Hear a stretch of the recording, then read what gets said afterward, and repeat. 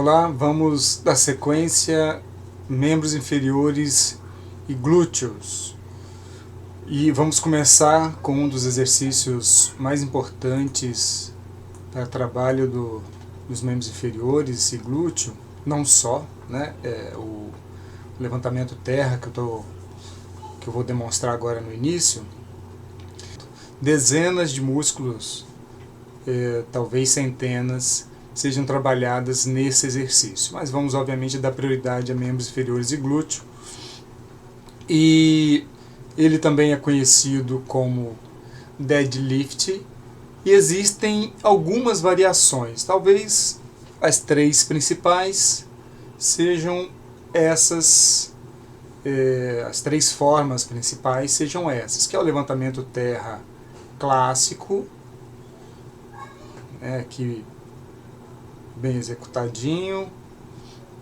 Esse exercício aqui, por exemplo, ele poderia ser feito com algumas alterações. Eu poderia, por exemplo, descer mais o quadril, e descendo mais o quadril, eu ia diminuir um pouco o trabalho principalmente da região lombar e glútea, e exigir um pouco mais das musculaturas relacionadas à extensão do joelho. Depois, de repente, eu falo isso. Vou me concentrar aqui para não falar muita coisa ao mesmo tempo. Bom, então esse aqui é um levantamento terra clássico, ou deadlift. Deadlift aparentemente vem quase da tradução literal aqui, que é um peso morto, porque a ideia é você tirar um peso que está morto no chão, parado, e levantá-lo usando dezenas de músculos. E é um dos exercícios do powerlifting, né? Então aqui um exercício clássico, talvez um modelo bem certinho, mas como eu disse, se eu, por exemplo, tem uma pessoa com problemas na região lombar, ou que você avalia um certo risco dessa pessoa pelo histórico dela, talvez valeria a pena diminuir essa amplitude, né, que ele coloca aqui. Na verdade, aumentar o ângulo de flexão do tronco, para ficar um pouco mais reto. Mas enfim, voltei a falar de novo, não queria falar isso. deixa eu me concentrar aqui. Então esse é o clássico, e vamos ver variações. Variações, nós temos aqui o deadlift romeno, que é este aqui, ficou atrapalhando aqui a escrita, e o stiff leg deadlift, né, ou deadlift com as pernas, se for traduzir literalmente, enrijecidas, né, mas joelho estendido. Neste caso, qual é a principal diferença aqui? Que neste caso há uma semiflexão do joelho. Há quem considere também uma outra diferença, colocar um deles coloca o peso no chão e o outro não me lembro exatamente qual dos dois que tem essa diferença, mas pouco importa. A principal diferença está relacionada ao joelho. Querer colocar o peso no chão ou não, também, claro, é um fator importante, porque pode aumentar o tempo de tensão lá embaixo, que é uma fase crítica do movimento, né, de maior estresse, região posterior aqui do alto. Mas essa semiflexão aqui no joelho muda a atividade muscular. Vou começar por aqui. Se eu tenho o joelho completamente estendido, obviamente que a musculatura que faz a extensão do joelho, essa musculatura aqui que faz a extensão do joelho, ela praticamente não participa, exceto isometricamente. Quando eu começo com o joelho lá embaixo, com o joelho semiflexionado, e termino com ele estendido, que ele termina lá em cima com o joelho estendido, para o joelho terminar estendido lá em cima, é sinal que essa musculatura anterior da coxa também trabalhou. Então esse exercício de cá, o stiff leg, ele é uma variação para dar mais ênfase à região posterior, glúteos e isquiotibiais, porque com este movimento, tirando a participação dos flexores e assumindo essa posição, o braço resistivo, né, mais ou menos essa linha em relação ao quadril, aumenta, exigindo mais essa musculatura posterior, glúteos e isquiotibiais. Outra característica é que eles também começam mais alongados. Então, tanto o comprimento aqui do braço de alavanca vai ser maior, como a musculatura iniciará com um certo grau de alongamento.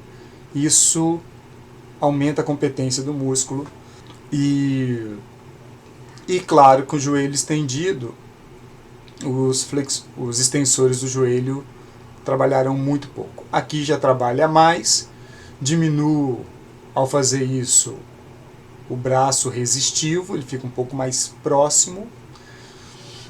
E também, para diminuir esse braço resistivo, quanto mais próximo do seu corpo você passar o peso, menor vai ser a distância do peso em relação ao seu quadril. Então trazer ele próximo da perna, né, do corpo, quase que arrastando, ou talvez até arrastando, com algum cuidado, é uma forma de diminuir o braço resistivo. Então essas variações são no sentido de dar mais ou menos ênfase.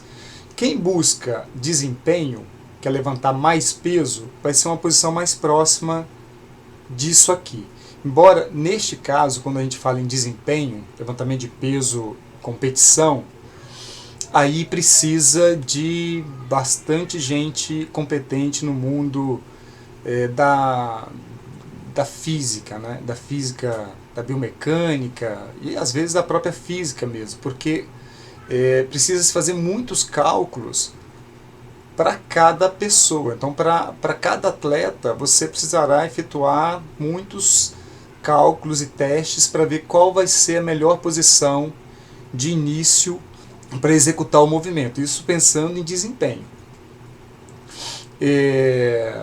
Então, de modo geral, é algo mais próximo disso aqui. Joelhos com uma certa flexão e quadril fica relativamente, não desce muito, né? Isso pensando em desempenho. Mas se a gente for pensar em saúde e qualidade de vida, aí tem que pensar em outras coisas. Por exemplo, se eu tenho uma pessoa que tem problema no joelho, é melhor fazer alguma coisa que diminua o estresse no joelho, algo mais perto disso. Entretanto, algo como isso, né, que é uma flexão leve. Entretanto, se eu tenho alguém com problema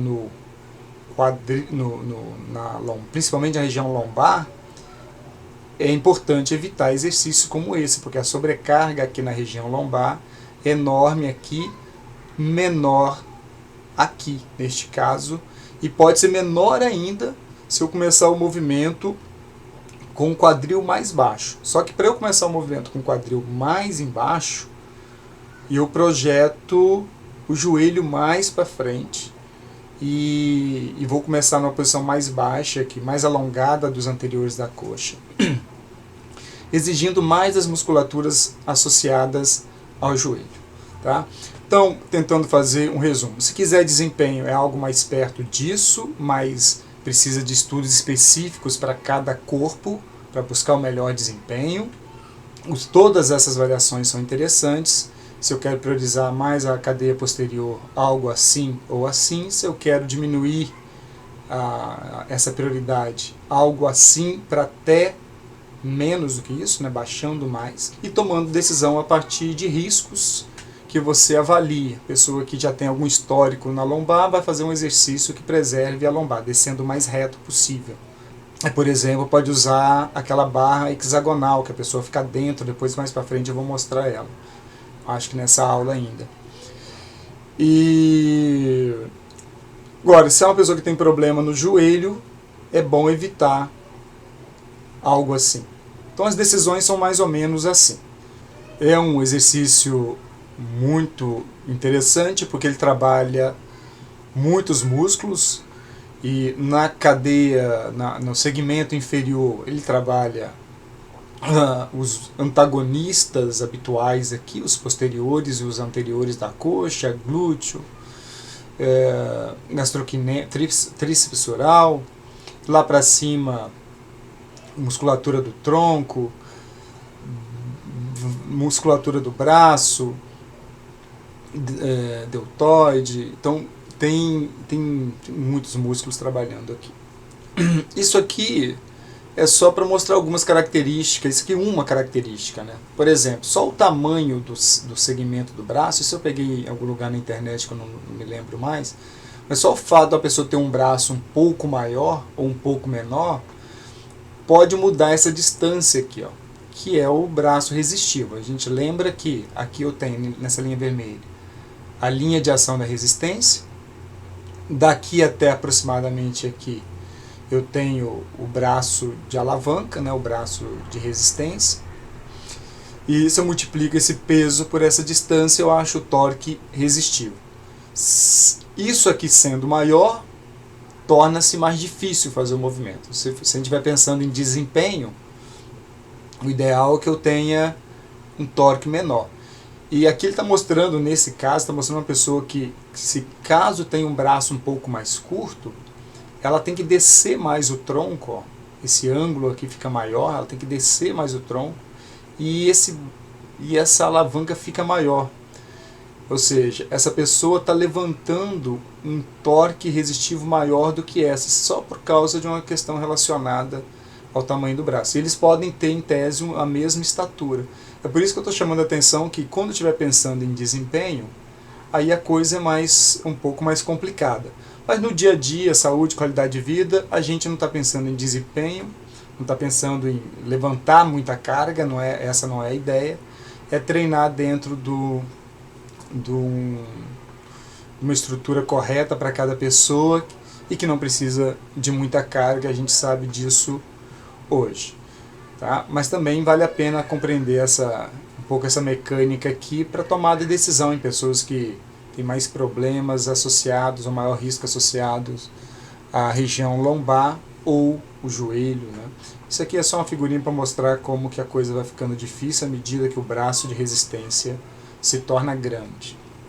Está lá na primeira aula desse curso. Né?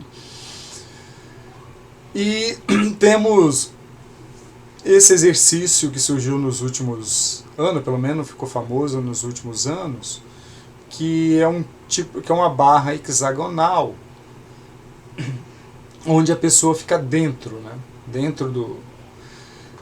Qual é o detalhe interessante aqui?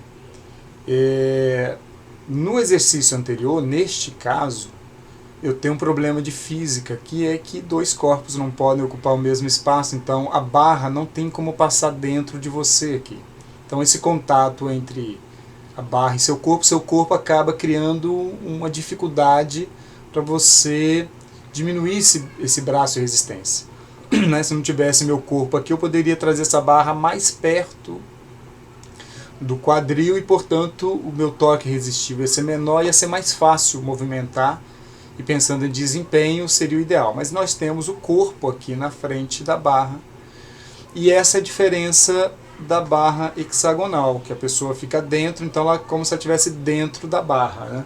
A barra está passando, metaforicamente, passando dentro da pessoa, está passando mais próxima do quadril. Me perguntava um tempo atrás sobre diferenças desse exercício e dos anteriores. Bom, a gente consegue perceber pelo movimento uma diferença que é muito clara. Antes ainda, hoje os estudos confirmam isso, mas tá muito na cara, repare que o tronco fica muito mais reto.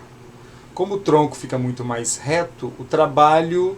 E ele desce mais, né? Então ele vai ter um trabalho que vai valorizar mais a musculatura anterior da coxa, e o trabalho na cadeia posterior será menor comparado a algo como isso aqui. Isso aqui vai exigir muito mais da cadeia posterior, glúteos e isquiotibiais, e esse aqui menos.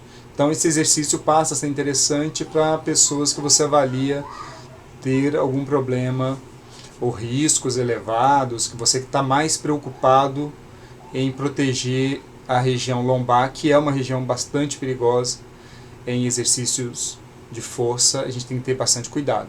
Só que ao mesmo tempo ela certamente gera um estresse maior no joelho, porque a amplitude é maior de movimento, então o estresse no joelho vai ser um pouco maior. Então se você tem uma pessoa com problema no joelho, aí você tem que repensar essa tomada de decisão. Bom, aí você pode perguntar assim, se a pessoa tem problema na lombar e nos joelhos, que não é tão incomum assim, alguém ter problema nas duas coisas. Nesse caso, talvez seja mais prudente você usar o leg press, né? Porque o leg press você consegue fazer ajustes para tentar proteger ou diminuir o estresse. O estresse na lombar vai ser praticamente zero. E no joelho aí você consegue tomar a decisão de, por exemplo, a pisada mais alta vai diminuir o estresse no joelho. Tá?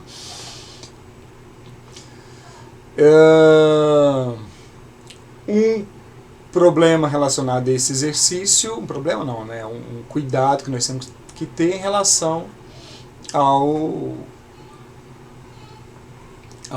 movimento em si, de fazê-lo com a mecânica bem correta, e aqui ele está mostrando uma mecânica completamente errada, né? Sem curvaturas da coluna, completamente desalinhado do fisiológico. Então o ideal é tentar proteger o máximo possível coluna e joelho, que são as coisas mais importantes no exercício, embora quando alguém vai pegar muita carga aí entram outros problemas, né? Ombro, cotovelo, mas aí já é um outro cenário. Então aqui o movimento inicial. E aliás, começam aqui outras variações, né? Que pode ser feito com halter também. Coloco o peso do meu lado, é como se, né, eu consigo fazer o peso passar mais próximo do quadril e causo menos estresse no quadril. Quando eu digo quadril, eu digo também na região lombar. Tá? Então é uma forma de diminuir o estresse na região lombar. E essas tomadas, esses exercícios podem servir simplesmente como variações para a mesma pessoa, mas também como tomada de decisão para pessoas que você avalia ter risco maior e que você precisa ter um cuidado maior na região lombar ou no joelho, ao fazer a coluna ficar mais alinhada ou menos inclinada, naturalmente o estresse passa a ser um pouco maior nos joelhos. E aí você vai tomando decisão a depender do cliente. Uma vez me perguntaram numa aula prática, falaram que alguém falou que viu num curso que se a pessoa fizesse esse movimento, lá o stiff leg, né, com a coluna bem preservada, completamente preservada, não é o caso dessa moça, que não dá pra gente perceber isso pelo menos, mas que se a pessoa conseguisse preservar completamente as curvaturas da coluna, ela não teria estresse nenhum na coluna. Bom, eu particularmente acho que a coisa não funciona bem assim, porque eu vou mostrar, e era isso que eu mostrava, e aproveito para citar esse livro de onde eu peguei essa figura, que é um livro legal também, mais no mundo da postura e condicionamento físico. Mas eles mostram aqui numa posição próxima à posição anatômica, que há um eixo, a gravidade agindo por aqui, o centro de gravidade. E o que está para lá e o que está para cá serve como alavanca, né? Peso para lá, peso para cá, então é como se eu tivesse uma alavanca, mas eu tenho um eixo mais ou menos por aqui. E um trabalho que está neste livro também, citando 2 artigos clássicos, mostra algumas coisas que são interessantes para a gente. São 2 trabalhos, esses 2 trabalhos eu não li o trabalho original, mas eles são muito citados. Uma coisa que a gente sabe nesses trabalhos, esses autores eles usaram sensores de força na região da coluna, implantados na região da coluna lombar, próxima à região dos discos, para ver o grau de tensão em várias posições. Então, E aí eles mostram o estresse na coluna, nesses sensores, em diferentes posições. Então aqui a cor mais clara é desse autor e na escura desses autores aqui. E alguns resultados convergentes, outros um dos autores não fez, e outros algumas alterações aqui. Mas de modo geral as coisas batem, né? A posição deitada é de menor estresse, deitada de costa na coluna, que veja que aqui tem uma divergência, né? Mas em pé o nível de estresse na coluna aumenta. Se você estiver em pé e fizer uma leve flexão, o estresse na coluna aumenta. Tem sido uma fala comum dizer que a posição sentada gera mais estresse que na posição em pé. Esse trabalho aqui, de fato, viu que a posição sentada, o nível de estresse foi maior, mas no caso do Wilke, isso não aconteceu, né? Praticamente os mesmos valores. Se você inclina o tronco, se você sentado inclina o tronco, só antes disso, de qualquer forma, na posição sentada não é melhor do que a posição em pé, em termos de estresse para a coluna. Pelo menos na posição normal, né? Se você inclina o tronco para frente, o estresse aumenta. Se você inclina o tronco para trás, o estresse diminua. Isso deve explicar em boa parte por que nossos equipamentos de máquinas de força geralmente têm uma leve inclinação para trás, né, para diminuir o estresse na coluna. E suspeito que seja isso, até porque esses fabricantes de máquina de força contratam, né, gente da biomecânica, da fisiologia. E aqui, quando eu coloco um peso à frente, ou seja, se eu multiplico o peso vezes a distância, né, o peso multiplicado pela distância aqui, que é o meu torque, o estresse na coluna aumenta. E isso vai depender se a sua coluna vai estar preservada ou não, porque o nível de estresse na coluna é o peso multiplicado a linha de ação da resistência. Eu tenho uma linha de ação da resistência e tenho um traço perpendicular aqui. Essa distância do peso até o eixo aproximado aqui, quanto maior for, maior é o estresse na coluna, estando com a coluna bem preservada ou não. É claro que se você tiver com a coluna bem preservada, melhor do que se você tiver com a coluna toda desalinhada, porque o alinhamento dela é a melhor posição para diminuir o estresse. Mas que vai ter estresse não tem jeito, porque lá atrás eu tenho estresse, eu tenho a musculatura segurando isso, e aqui eu tenho um peso puxando, forçando a lombar. Tá? Se eu trouxer o peso para próximo de mim, como está mostrando aqui, o nível de estresse na coluna diminui. Então é por isso que a gente tem que buscar sempre trazer, para preservar a coluna, o peso passando o mais próximo do corpo possível. Isso vale inclusive para o levantamento terra que a gente falou ali atrás. Se quiser preservar a coluna, quanto menor for a inclinação, melhor. Então o que eu penso é que, independente de você estiver com a coluna bem preservada, o nível de estresse vai acontecer. Não tem essa de estresse zero. Mas se você tiver com a coluna preservada, a sua chance de não se machucar ao aumentar esse estresse é maior. Claro que isso aqui é perigoso, aumentar essa distância? Depende da pessoa. Cada pessoa tem uma capacidade de enfrentar uma carga. Mas do ponto de vista matemático, à medida que o torque vai aumentando, também vai aumentando a chance de lesão. Então é prudente sempre evitar. E aqui é uma outra figura que está naquele mesmo livro, que mostra algo parecido. Ó. Aqui mostrando dois exemplos, um com o joelho estendido e joelho flexionado. Aqui a distância com o joelho estendido, eu tenho essa distância aproximada aqui daqui até aqui, que seria o torque resistivo aproximado para esse momento, e quando eu faço a semiflexão do joelho, já diminuiu. Essa barrinha aqui é a mesma dessa, veja que a distância agora é menor. Então é uma forma, a semiflexão do joelho diminui o estresse na coluna. E aí começam variações para a musculatura do segmento inferior, e aqui particularmente para glúteos. Então, um exercício como esse aqui é um exercício principalmente para glúteo máximo. Pode ser feito com o joelho flexionado e estendido. Se você fizer com o joelho flexionado, você vai diminuir, vai encurtar a musculatura posterior da coxa, os isquiotibiais, e eles vão ter uma participação menor. Então é uma forma de você dar mais ênfase ao glúteo. Os dois exercícios são exercícios interessantes, bons, mas no primeiro você também tem um trabalho da musculatura posterior da coxa que é maior do que no segundo. Se o joelho estiver flexionado, e quanto mais flexionado tiver, mais trabalho terá que ser feito pelo glúteo máximo, e os músculos posteriores da coxa passam a ter menos capacidade de produzir força. Essa talvez seja a principal diferença.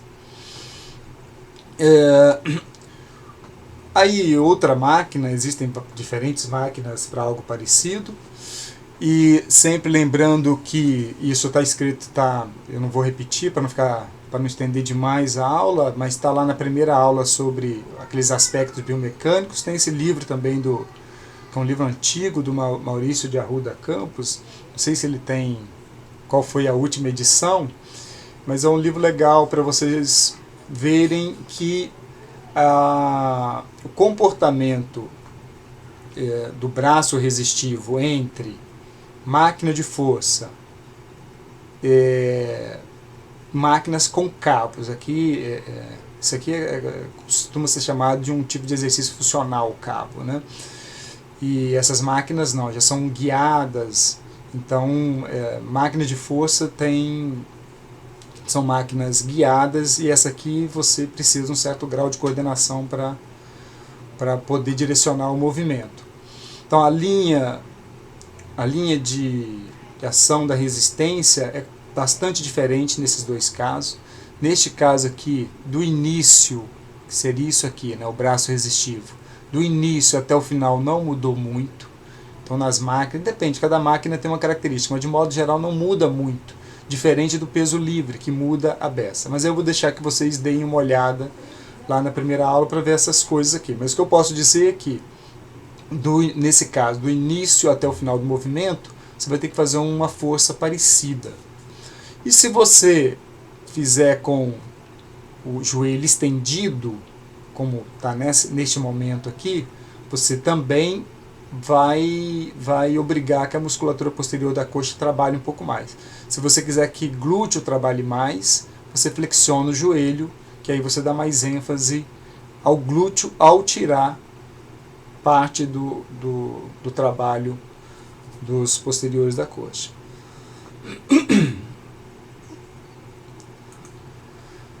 Aqui outras variações, e aqui uma característica similar a essa história de valorizar a musculatura do glúteo ou diminuir. Então, por exemplo, se eu tivesse com uma caneleira aqui, né, com peso aqui na extremidade, o nível de estresse na musculatura posterior, glúteo e posteriores da coxa, é maior porque porque o braço resistivo, que vai ser daqui até aqui, mais ou menos daqui até aqui, é enorme. Então, isso obriga a musculatura do glúteo posterior da coxa a trabalhar bastante. As duas. Se eu faço a flexão do joelho, como essa moça está fazendo aqui, aí eu já diminuo muito a participação dos posteriores da coxa. Se você continuar com a mesma carga agora, também o nível de estresse vai ser menor, porque o braço resistivo, que era daqui até aqui, passa a ser daqui até aqui. Mas uma forma para você valorizar mais glúteo nesse exercício é fazer flexão do joelho e colocar mais peso para você exigir mais da musculatura do glúteo. Se você quiser trabalhar as duas musculaturas ao mesmo tempo, joelhos estendidos, como está mostrando aqui. E como essa moça representando, fazendo aqui um movimento que eu quero mostrar aqui, né? Então basta colocar carga, ou pode ser com elástico, ou pode ser até com alguma máquina que você consiga fazer, usar a perna e levantar esse peso, por exemplo. A coisa mais importante aqui é o movimento, o tipo de carga que você vai usar, é aquilo que for possível. Aqui é uma boa estratégia para esse período nosso de pandemia. Eu sempre esqueço de falar que hoje eu estou gravando, é 14 de setembro de 2020. Estamos desde março, eu particularmente estou em quarentena desde março, totalmente isolado não, né, com a minha família, mas totalmente confinado em casa, e é a razão dessas aulas remotas que a UFES adotou. Então, voltando aqui, a ação dos isquiotibiais diminui quando o joelho está flexionado, é isso que eu queria mostrar neste caso. Aqui uma máquina, por exemplo, né, que eu lembrei ali, e tem máquinas parecidas para isso. E aí depende, porque a máquina depende do tipo de máquina. Essa máquina, por exemplo, ela começou com uma certa distância aqui e terminou um pouco mais longe. Então o braço resistivo foi um pouco maior. No início o braço resistivo era essa distância, e no final foi maior aqui. Mas de modo geral, as máquinas não costumam dar uma diferença tão grande assim. Se ela tivesse terminado mais próximo aqui, ó, o braço resistivo ia ser parecido. Mas aqui é só para mostrar que tem máquinas específicas. E essa é uma máquina específica, pelo menos para dar prioridade ao glúteo, exatamente porque começa, e boa parte do movimento é com o joelho flexionado, tirando boa parte da participação dos músculos posteriores da coxa. Aqui uma curiosidade, um estudo, e esse estudo ele fez não fala em carga no estudo, mas eu trouxe esse artigo porque eu vejo pessoas nas academias fazendo às vezes ou um movimento mais ou menos assim, começando com a perna bem aduzida, ou às vezes abduzido. Mais comum acho que é assim, principalmente quando uso crossover, né? Vamos ver a diferença que eles encontraram aqui. Então em branco eu tenho o glúteo máximo, em preto o adutor magno, a outra coluna aqui, esse primeiro, essa coluna em cinza, os posteriores da coxa, e o último, bom, na verdade os dois últimos aqui são posteriores da coxa. Esse M-RAM aqui seria da região mais medial, esse L-RAM seria da região lateral. E aí ele coloca as seguintes posições aqui, esse PHE ABD seria este movimento, PHE ADD este movimento, e o padrão aqui, que é o movimento clássico, isso aqui. O que ele viu de diferente nessa história? Que quando ele faz o aduzido, o que mais trabalhou foi, dentre a maior alteração que ele percebeu, foi do adutor magno e não do glúteo. Veja que o glúteo até teve uma menor participação. Por outro lado, esse mais abduzido, o glúteo máximo trabalhou mais. O que me chamou a atenção nesse exercício é que a maioria das pessoas tem feito no crossover este movimento para valorizar mais glúteo. Esse exercício mostrou que abduzido, isso aqui foi algo feito mais no âmbito da fisioterapia. Então a pessoa está encostada aqui numa mesa, né, esse tipo de fisioterapeuta ou de massagem, coisa parecida. Mas é interessante esse trabalho da gente ver que o abduzido gerou mais atividade no glúteo. Claro que é sempre bom ter mais artigos para ver, porque a gente não pode considerar um único artigo, mas é diferente do que as pessoas nas academias pensam, né? Parece que o abduzido, em tese, é melhor. E o convencional aqui mostrou uma participação parecida. Outro exercício conhecido, elevação do quadril. Essa elevação do quadril também, quando eu faço elevação do quadril, eu estou fazendo extensão do quadril. Esse exercício também, ele tem, deixa eu ver se eu mostro aqui, ó, alguém fazendo, porque aí é mais fácil da gente enxergar a coisa. Esse exercício, claro que é um exercício para musculatura posterior, glúteo, posteriores da coxa.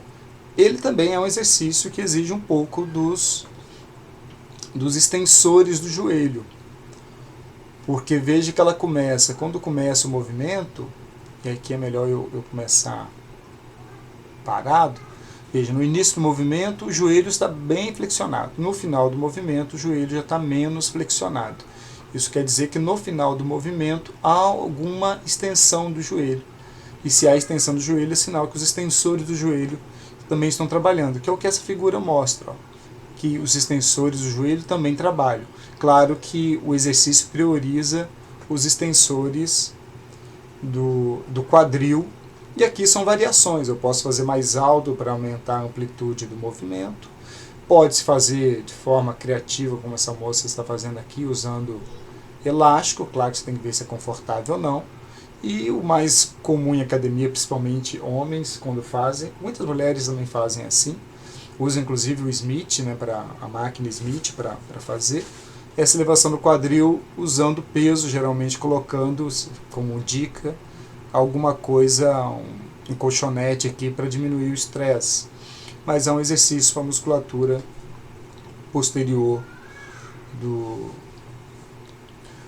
da cadeia posterior, glúteos e isquiotibiais. Tá? A gente tem, eu sei que tem um autor brasileiro aí que as pessoas conhecem bem, que fez um trabalho e que não achou que para hipertrofia esse trabalho, esse tipo de trabalho não foi relevante.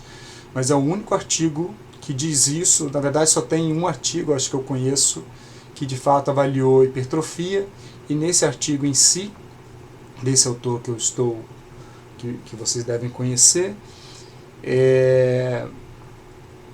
e ele não achou grandes coisas para hipertrofia, mas também não usou a melhor estratégia de medida para hipertrofia, foi um trabalho de curto prazo.